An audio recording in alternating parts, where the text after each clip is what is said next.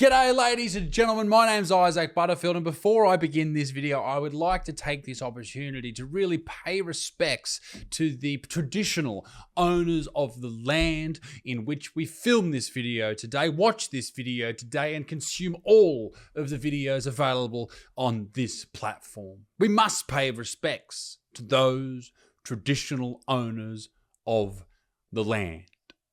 I'm sure you've heard something like that before. It's what's known as a welcome to country in Australia, but they have it all over the world. They pay homage to the people who once lived there by themselves, the indigenous owners, the first people. In Australia, these particular ceremonies happen constantly. Okay, I'm talking about when a plane lands, when you get into a taxi, when you go on the Uber app. I'm pretty sure it's on Uber Eats' app as well. When you go into a shopping mall or a shopping center, when you go into a shop in general, there's usually a statement there about the traditional owners of the land, sporting events, funerals, parliament, everything. That's where they have these ceremonies, where we pay respects to the traditional owners of the lands and they welcome us, the people who were born there as well, onto the land in which we already live. And we, ladies and gentlemen, are sick of being welcomed to our own country. Now, I say that with a caveat. I think those type of ceremonies are absolutely fine, if not very important, when it is an indigenous person welcoming you to an indigenous ceremony or an event.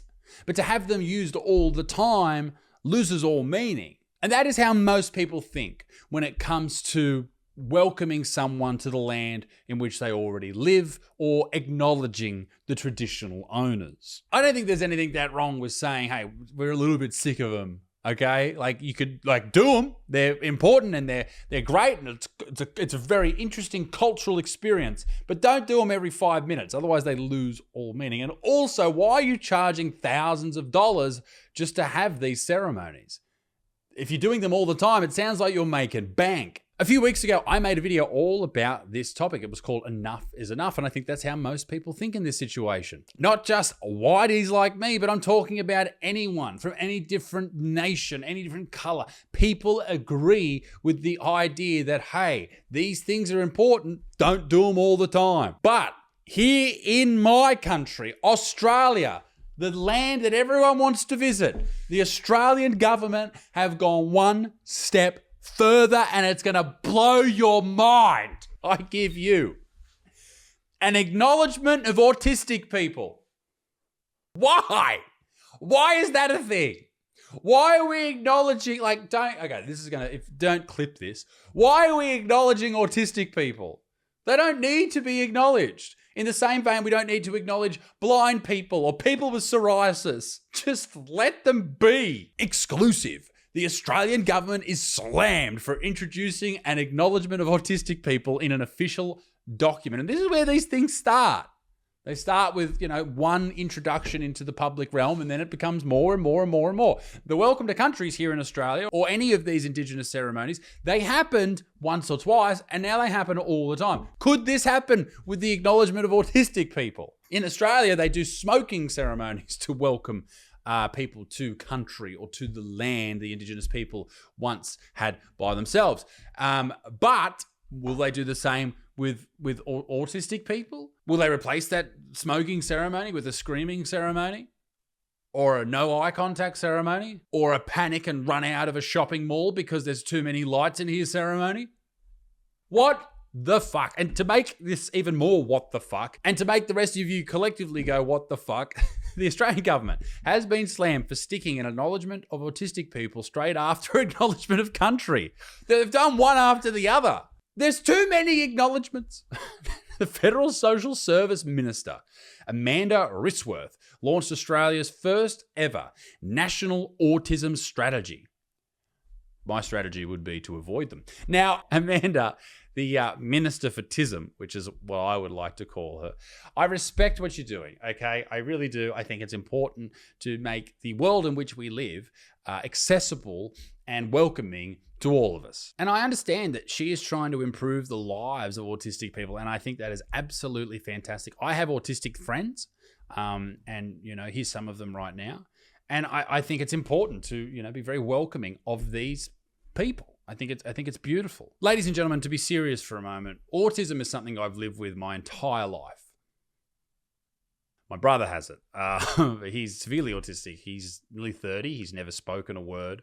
And to be, frank, he can't look after himself. And my mum's his full-time carer and still is to this day. And I know that autism is a spectrum. Obviously, there's the very severe cases and there's the chicks who just started on OnlyFans and they wear glasses.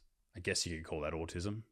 I guess that's some type of autism. But for the longest time, these people haven't been looked after. And I think it's beautiful that they are being looked after. The NDIS in Australia, the National Disability Insurance Scheme, is really looking after these people, helping them get out of the house and go into the community. Like, it's beautiful. So anyway, this lady has a 7-year plan, which the government's pledged $42 million in funding towards. It seeks to create a safe and inclusive society where all autistic people are supported, empowered, and thrive in all aspects of life. Beautiful. It's a long plan, actually. I was having a look at it. It's 76 pages, right? But right after they acknowledge the land on which autistic people now live, there's this. Acknowledgement of autistic people and their families and carers and the autism community. The Australian government acknowledges autistic people, their families, carers, and support networks, representative organisations, and the autistic and autism community who have worked tirelessly and campaigned long and hard for the establishment of the National Autism Strategy. The Australian government also acknowledges, this is so much virtue signaling, it's doing my head in, the substantial time and commitment of members of the National Autism Strategy Oversight Council, supported by working groups, yada, yada, yada, who led co-design of this strategy and its first action plan. Why do you need all these acknowledgements?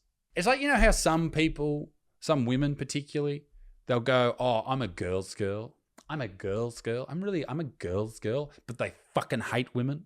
When you have to be so overtly virtuous and show, look, this is how good I am. This is how amazing I am. Usually it's bullshit. Usually it's a lie. Someone is full of shit in there somewhere. And it's probably the autistic person. Companies, corporations, governments, and people are guilty of the crime of virtue signaling. And that's what they do with the Welcome to Country. And that's what they're doing with the Welcome to Autism or whatever it fucking is. This is why people have an issue with particularly the Welcome to Country in Australia or the Welcome to the Indigenous Land. Because they know it's bullshit. They know these people who are doing it don't fucking mean it. Remember this. It's always the people or the groups who are the most outwardly amazing and look at me and I'm doing so well and we're so virtuous and we care and we're so progressive. They're always the fucking hidden racists. They're always the people who just don't give a shit about others or people with disabilities or people who are suffering. They're always the ones. And you shouldn't trust them. But I think what's more important is no one wants special treatment.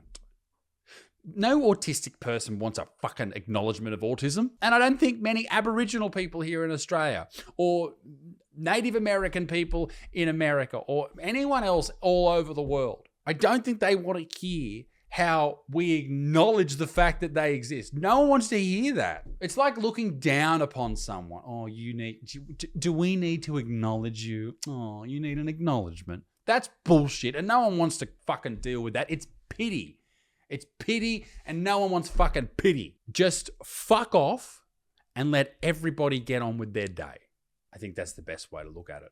Ladies and gentlemen, let me know what you think in the comment section down below. Be a good motherfucker. Peace in the Middle East. Me dick stinks. Toodaloo au revoir. Bye-bye.